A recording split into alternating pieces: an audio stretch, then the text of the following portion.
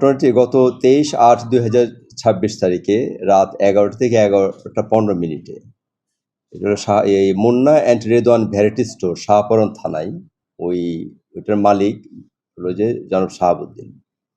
তিনি হলো যে দোকান বন্ধ করে তার বাড়িতে তার সংলগ্ন শাহপরন মাজার সংলগ্ন তার হলো যে বাড়ি শাহপরন মাজারের সম্মুখের গলি দিয়ে ভেতরে ঢুকলে তার বাড়ি।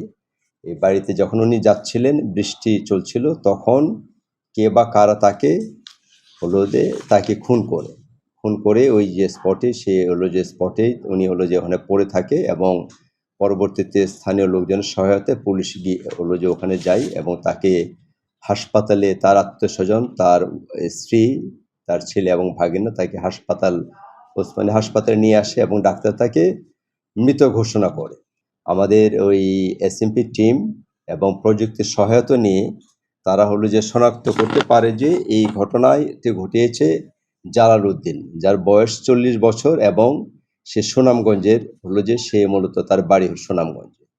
এটা আরও পর্যালোচনা করে যেটা দেখা যায় যে তার এখানে যেখানে তাকে খুন করা হয়েছে তার একটা রেইনকোট পরা ছিল এবং তার রেইনকোট যেটা সে খুন করার পর রেইনকোটটা পাশে ফেলে দেয়, তার স্যান্ডেল ফেলে দেয়।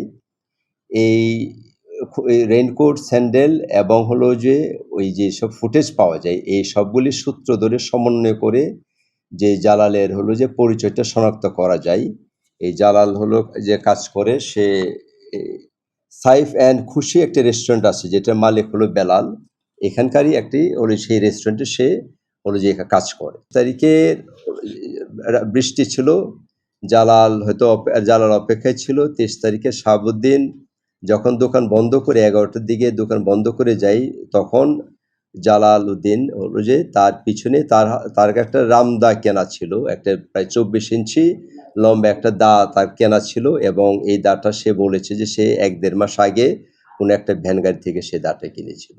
এই দাটা সে নেয়, তার জালালের গায়ে একটা রেইনকোট পরা ছিল এবং রেইনকোট দিয়ে মাথা পর্যন্ত মোড়ানো ছিল। দাটা তার রেইনকোটের পেছনে সে রেখে যে ঘটনাস্থলে এখানে সে তার পিছু অনুসরণ করে, আমরা এগুলি সিসিটিভিতে দেখি যে এটা অনুসরণ করি এবং সে যে একটা পর্যায়ে গিয়ে যখন নীরব যে অংশটা তার বাড়ির কাছাকাছি গিয়ে যে একটা নীরব যে এলাকাটা পেয়েছে, সেখানে সে আবার দাটা বের করে শাহাবুদ্দিনকে প্রথমে যে কানের উপরে মাথায় একটা কোপ দেয়। কোপ দিলে শাহাবুদ্দিন পড়ে যায় এবং এরপরে সে গলায় তাকে আরেকটা কোপ দিয়ে এবং সে তো ওখানে পরে রক্তাক্ত হয় এবং শাহাবুদ্দিন এদিক দিয়ে হেঁটে পরে সামনে চলে যায় এবং কিছু দূর গিয়ে সে তার রেইনকোটটি খুলে ফেলে দেয় আর আবারও আরেকটু এগিয়ে সে তার স্যান্ডেলগুলি ফেলে দেয় এবং তার যে হাতের যে দা এটাও ফেলে দেয়। আমরা এই সবগুলি বিষয় নিয়ে প্রযুক্তির সহায়তায় যেটা আমরা তার তাকে আগে শনাক্ত করি এবং তাকে জানি যে সে সুনামগঞ্জে তার বাড়ি, সেখানে যে আমরা রেড দেই এবং দক্ষিণ সুরমা, এখানেও আমরা একটা তথ্য পাই যে ওখানেও সে থাকতে পারে। সেখানে আমরা খোঁজ করি এবং সেখানে না পেয়ে পরে আমরা তাকে একটা ট্র্যাপ করি তাকে এবং এই যে এখানে যারা আছেন এই হোটেলে যে মালিক পক্ষ, তারাই তার সাথে কথা বলে তাকে এখানে নিয়ে আসে এবং পরে আমরা তাকে জনগণের সহায়তা হোক আমরা তাকে পরে ধরি।